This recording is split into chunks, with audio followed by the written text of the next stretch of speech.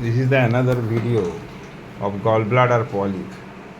পেশেন্টের গলব্লাডারে যে পলিপটা ছিল লিসান যে ছিল সেটা ছিল 3.9 mm। এখন তার ওষুধ খেয়ে গলব্লাডার পলিপের এটা কমে গিয়ে হয়েছে 3 mm। এইভাবেই ওটা ছোট হতে থাকবে। আর তার সঙ্গে যে ওর মধ্যে যে স্ল্যাজ অফ গলব্লাডার মানে ফিচার্স অফ অ্যাডেনোমায়োমেটাসিস আছে, সেই অ্যাডেনোমায়োমেটাসিসটা কিন্তু এখন কমে গেছে, একেবারেই নেই। অ্যাডেনোমায়োমেটাসিস হলো গল ব্লাডারের একটি মানে মোটা হওয়া, টিউমার হওয়ার আগের স্টেজ, সেটা আগে ছিল যেরকম। তার মানে আমরা কি ছিল, gall bladder polyp 3.9 mm, adenomyomatosis of the gall bladder, এই দুটো জিনিস ছিল।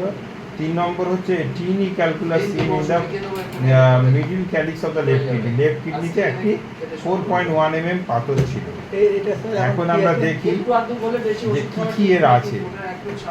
এখন অনলি গল ব্লাডার পলিপটা আছে এবং সেটা টিনি গল ব্লাডার নাম দেওয়া হয়েছে, ঠিক আছে। দেখুন এখানটা দেখুন 3.9 mm ছিল, তার নাম টিনি না, টিনি মানে বাচ্চা, ছোট, ঠিক আছে।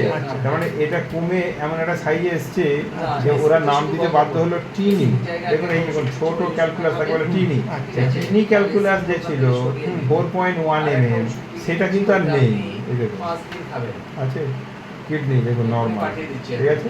তাহলে আপনার তিনটে সমস্যা ছিল, gall bladder polyp 3.9 mm, number 2 adenomyomatosis of the gall bladder, number 3 হচ্ছে tiny calculus 4.1 mm of middle calyx of the left kidney. Left কিডনিতে একটি 4.1 mm পাথর ছিল।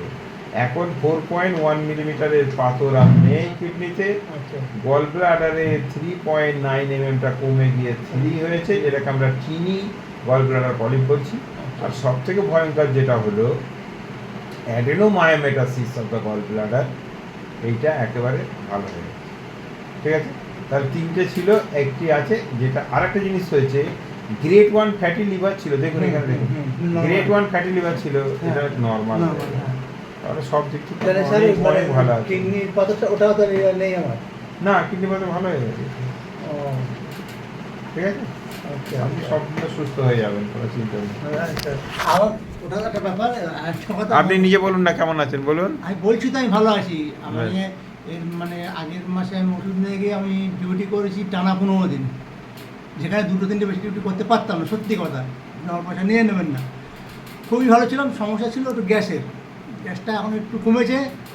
আর এখন যে প্রবলেমটা হচ্ছে আমার ওই মানে এই সামান্য এইটা অপারেশন করতে আর গলব্লাডার কিডনি অপারেশন করতেই খরচার থেকে বড় কথা আপনার লাইফ হেল হয়ে গেল। একটা কিডনি একবার অপারেশন করলেন, আবার একটা পাথর হলে আবার অপারেশন করবেন, অবশ্যই। মানে তাই কি না?